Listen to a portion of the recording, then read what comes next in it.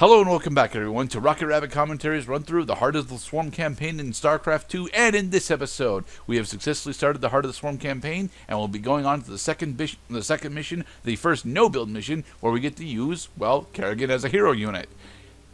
You better get comfortable with Kerrigan as a hero unit because she's in a majority of the missions for the Heart of the Swarm campaign. Starting to regret bringing me back? Never. I do admit that this particular sequence of cutscenes is something that I really enjoy about this campaign, and the after effects of these cutscenes specifically are really compelling to me. That wasn't you, Sarah. Leave the past behind. And let's Or was it Sarah? Look, the Sarah Kerrigan that we were fighting for a majority of Wings of Liberty was not Sarah Kerrigan. That was the Queen of Blades, Amon's creation. But it's pretty hard to argue that Sarah Kerrigan was not the primary villain of StarCraft 1, StarCraft 1 Brood War. Air raid sirens.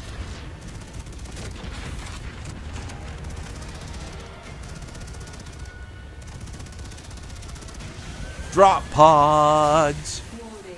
Dominion forces in sectors 3, 4, and 6. Manx.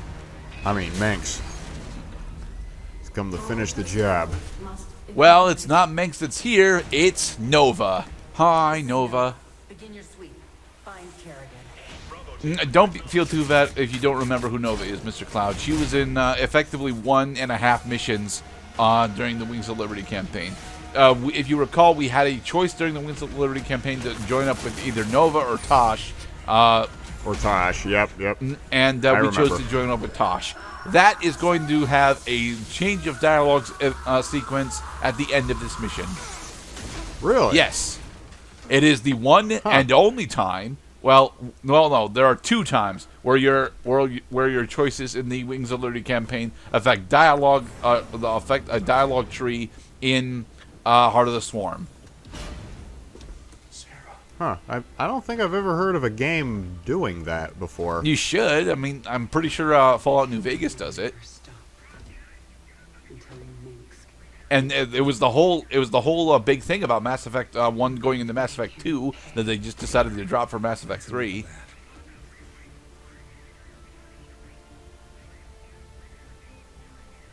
Heh. together, darling. Bravo team, come in.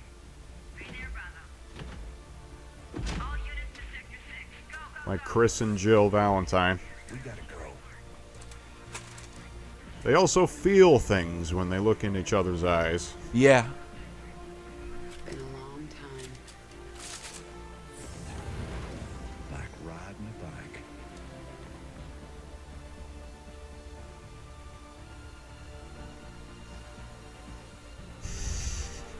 They so cute. Oh? Yep. Like riding a bike. You know? Hey, you know, kissing while riding a bicycle in motion is dangerous Extremely and is not dangerous. recommended. Do not do PDA stuff whilst on a bike. You will hurt both of you. Kerrigan, I'm glad you're alive. but The we're cut actions off and from stunts your location. performed in this video were done either by professionals or under the supervision of professionals.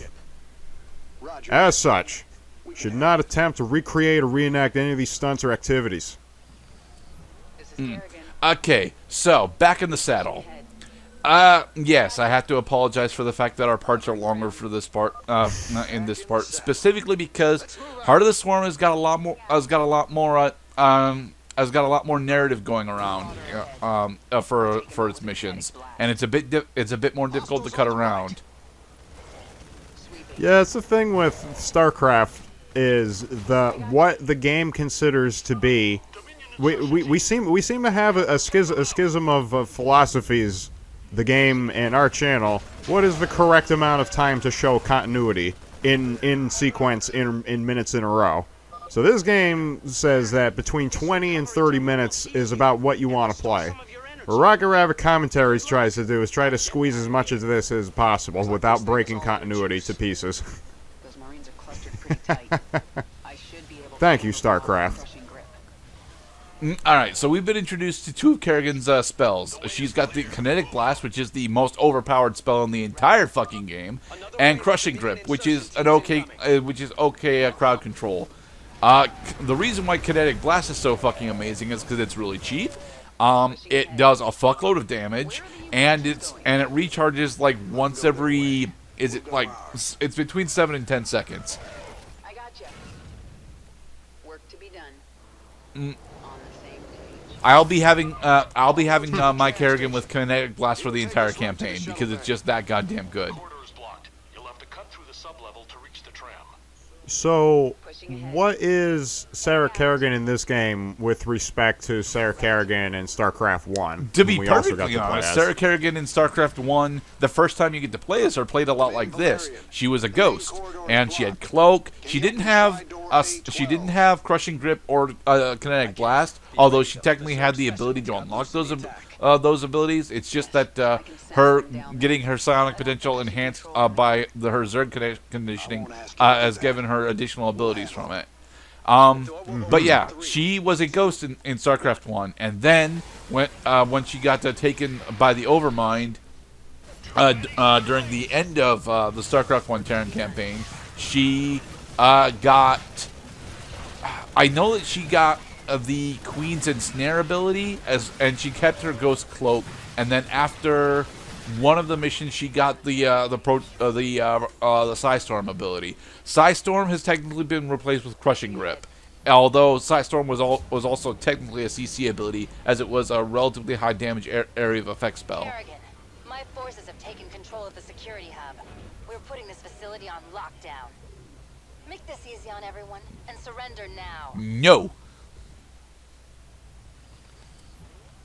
You're working for the bad guy. Like the bad guy. Actually, yes, she does. Trying to trap us. Come on, darling. We gotta make it The through those Dominion doors. forces are going to lay waste to all of you little children playing with toys, yo-yos, and little slingshots. One of the big things that the Heart of the Swarm campaign will really attempt to teach you is how to actually stutter step. Kerrigan is not honestly a good unit to learn how to stutter step because her recharge rate on the rifle is actually relatively awkward. But when she drops the rifle for her for lightning blast, which she will be doing in a couple of parts, then she's honestly really nice to have stutter step mastery with. I do not have stutter step mastery, of course, but it is a relatively important skill to learn for the multiplayer, specifically if you decide to do Terran as your chosen race, because Marines require stutter step in order to be viable. Keep moving. They're about to seal the area. Pushing ahead. I gotcha. Covering ground.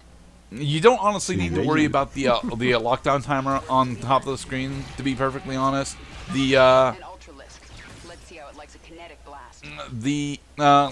As long as you're actually moving forward and using Kerrigan's abilities wisely, you should be able to get to the end of each section with relative ease, at least on normal. I think Brutal specifically has got additional limitations when it comes to the time, but Right. Pushing ahead. I like how the game clarifies, oh, these are not just any Zerg. These are feral Zerg. Wait till you get to see the non-feral Zerg, your twins. Work to be done. yeah. But as past Gurdette mentions, a majority of the Zerg that are here were kept as study material by Valerian and the Emojins. So. On the same page. Pushing ahead. We made it. We have acquired the Emblem of Strength. Keep going. There's only one more door between you and the tram station. Pushing ahead. You'll notice that I tend to use Kinetic Blast on targets that have got significantly higher health and or armor, and that's because James is not honestly all that good at target discipline. Looks like a rough fight. They have caged Zerg in there. Not to mention that they put so many health pickups in this map. Like, yeah, go ahead and waste your health away. These guys can't kill you fast enough. Zerg. Hey, some roaches. Time to play. You'll satisfy the stomachs of my cute pets. Still at even the odds. Let's go. To be done. Mr. Kennedy. I got you. So what's new in the world of Cloud as we attempt to continue going through Back in the Saddle? Right. Well, I have just made my first draft of my third commander deck, which I have in my possession. All card protectors and all. I forgot how important it was just to have lots of card protectors around. I had to go out and Oh get some yeah, more. dude. Card sleeves are a huge fucking part of Commander. And it's sad that the card sleeves don't come in packs of 100 plus. I mean, some card They sleeve do, packs actually. do, but most go in packs of 60. And like, Just you and me now, Jim. So my 3 commanders, while we make a plan to forge ahead to repel the Dominion forces, I got Jarina Kudrow, I got Galea, Kindler of Hope, and Zergo, Helm Smasher. now you mentioned that you were gonna run Galea from the Forgotten Realms Commander stuff. So I started looking into that. Magic wants me to have a fucking D8 on hand, like. No, dude, fuck that shit. No D6, no D4. What the fuck is a D4? Like, come on. It's like they're begging players to have a dice simulator on their mobile devices. Look, okay, I'm okay with D6s. D6s is a thing that pretty much every board game ever printed comes with.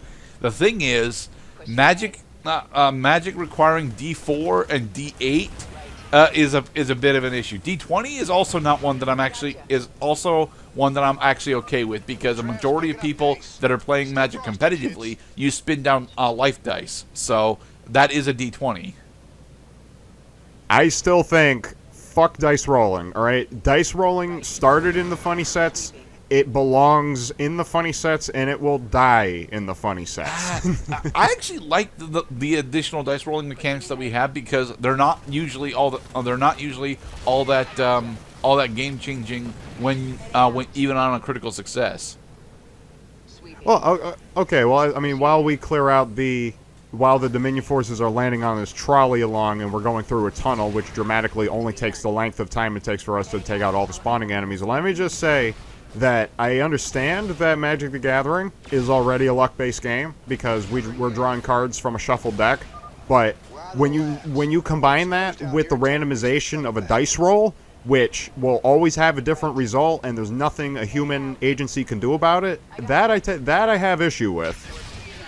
Okay. I personally do not, to be perfectly honest. I don't want to have to ship around D4s and D8s with my stuff. Is my thing. I do. It's a lot like some of my most fun stuff that I usually do in Hearthstone. Like Casino Mage in Hearthstone is one of my favorite decks to actually play, despite the fact that it tends to be somewhat overpowered depending on what expansion we're on. But the reason I like Casino Mage so much is because your deck is always drastically different when you're playing Casino Mage.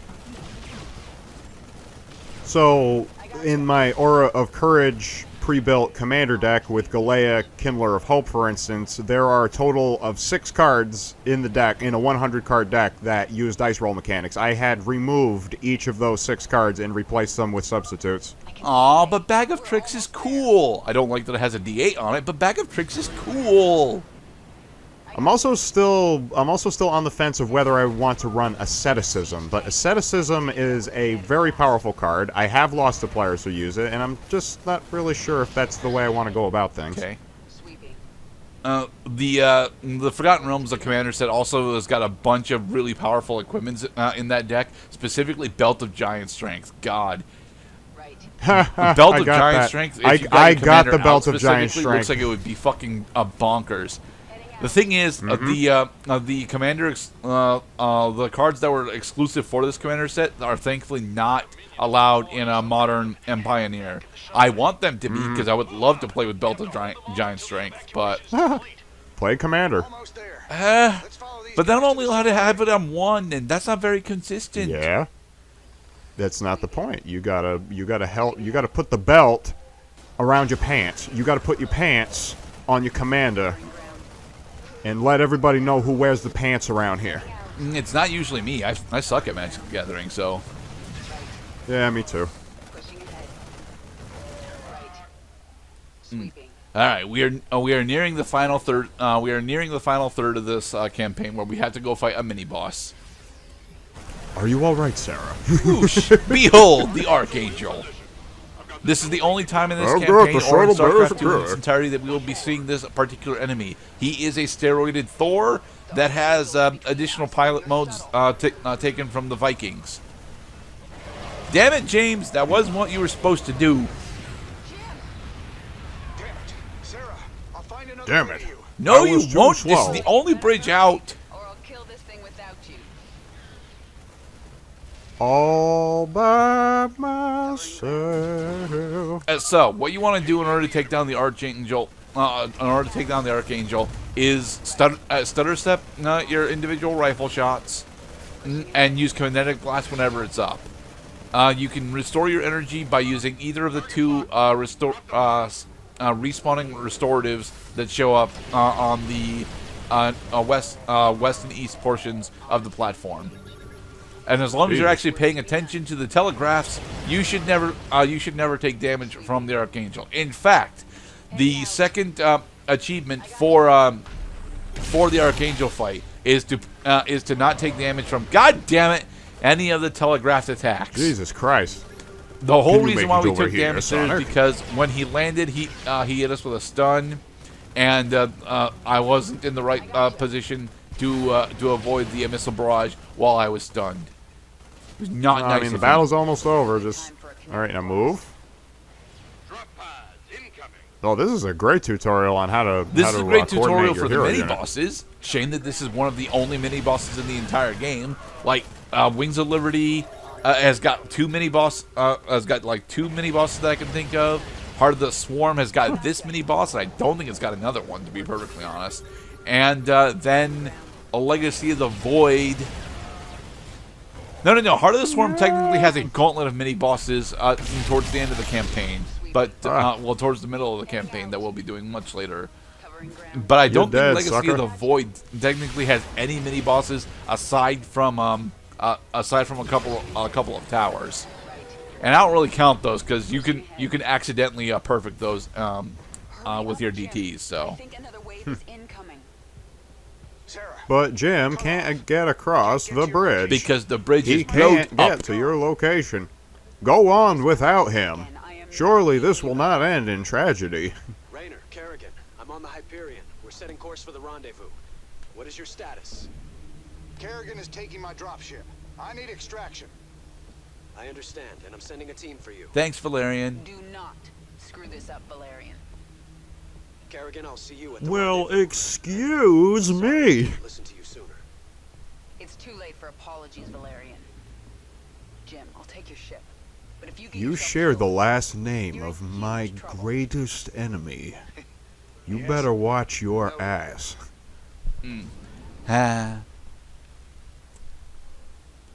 Jim, Dominion reinforcements are arriving. The Hyperion is taking heavy fire, and my team can't reach you. Sadness. Get the Hyperion to the rendezvous. I'll find another way off-world. Handsome Jack is firing. What? Hey, Nova. Nova. Uh-oh. Well, Jim Raynor. If you'd help You me have with a my dialogue Dutch box problem, over your I might head. look the other way while you got out. But you Yep. chose poorly. Yep. And this is that's the different uh, line. All right, Blondie. That's the decision tree. Take your shot. All right. And in the next episode, consequences. That is what's going to happen. Yup, consequences. Yes. Be safe, everybody. Actions and consequences.